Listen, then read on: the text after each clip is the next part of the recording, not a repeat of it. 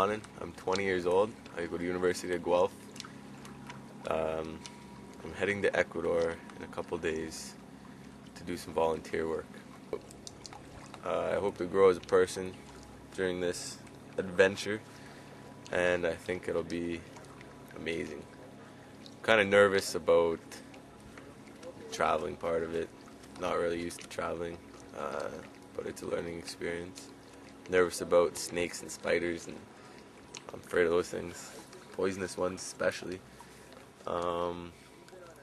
Other things, just the unknown stuff that I don't know what I'm going to encounter, but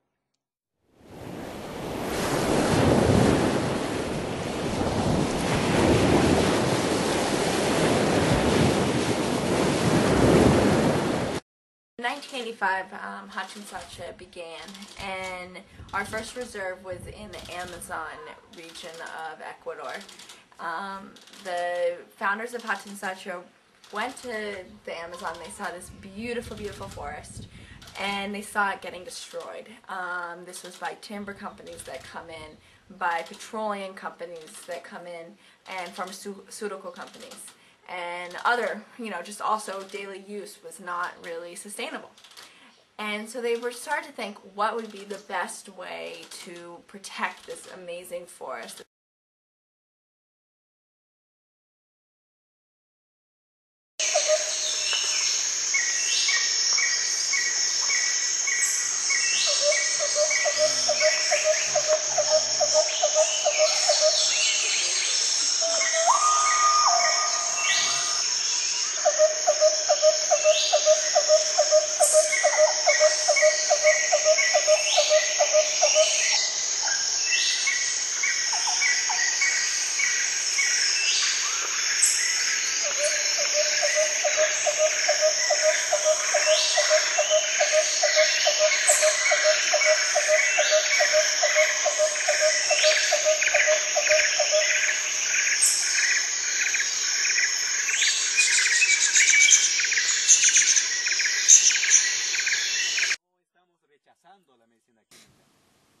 We are not completely disregarding pharmaceuticals, but it is better if our people continue to use natural medicine from the jungle.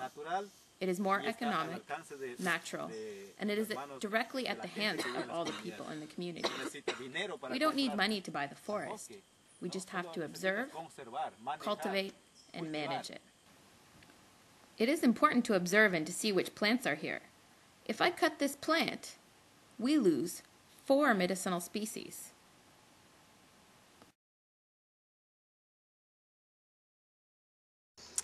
My name's David from Australia, doing a 6-month travel through South America. Visited Colombia, Chile, Brazil, Argentina, Bolivia and Peru, and now I'm in Ecuador to do my volunteer work. So yeah, to get here, I did a fair bit of fundraising. Just thought I'd justify paying to do volunteer work by fundraising, and at the same time kind of expose the organization a bit. So I had some raffles going on, and on my tickets the actual website was written out so people could go visit if they were interested. Had a fair few barbecues and things like that to raise the funds.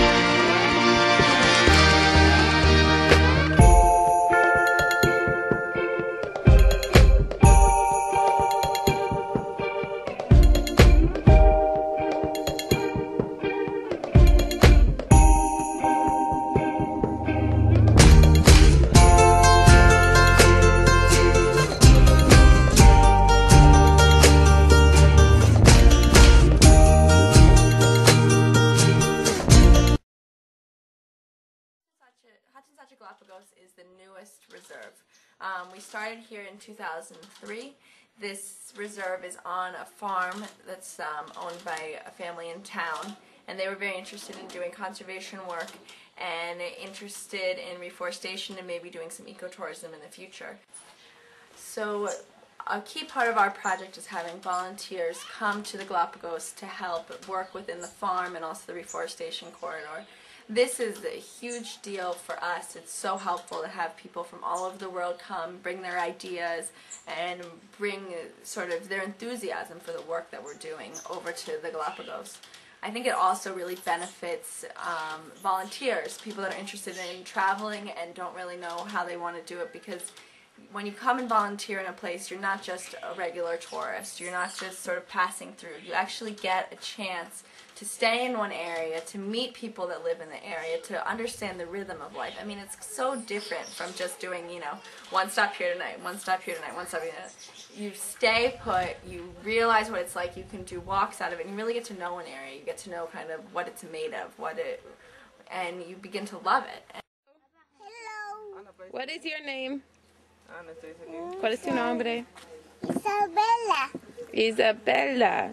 ¿Y cuántos años tienes? How old are you? 20. Hi, I'm Georgia. I'm from Leeds in the UK and I'm studying English literature at university in Newcastle. I came to Ecuador because I wanted to see part of South America. I'd never been south of the equator, I'd never seen the Pacific, and there's so much to see and do in one place here. That's why I came here. I didn't have any expectations at all about volunteer work, but what I've found from doing it is that you just have a much better relationship with the community that you work with. It's really interesting volunteering here on private reserves because the government in Ecuador really doesn't contribute towards private reserves, and I've learned a lot through volunteering that I can do small bits at home to make a big difference, because the people in this country, the people who own the private reserves, are making such a sacrifice by not farming the land that they own and not selling the trees to logging industry. They're risking their livelihood just to keep the natural environment as it should be, and that's really inspiring for future conservation. One of the most interesting aspects of doing volunteer work is that you come to a country, but you don't just meet the people from that country. When you volunteer, you meet people from loads of different countries who are also volunteering, and it really widens your horizons about the people that you can meet in the world, and it's a good experience. It's good fun living with people you don't normally live with. Before I came out to Ecuador and the Galapagos Islands, I was really sort of disenchanted with conservation, and I was really unsure about my efforts back home in the UK, whether they could make any difference at all. But from being here and seeing the sacrifices that other people make and seeing just the small differences that people can make in their lives, I know now when I go home I can just try and do some things different in my life. For example, using like biodegradable soap and just being more careful with rubbish and recycling. And I really have learnt a lot from the people here.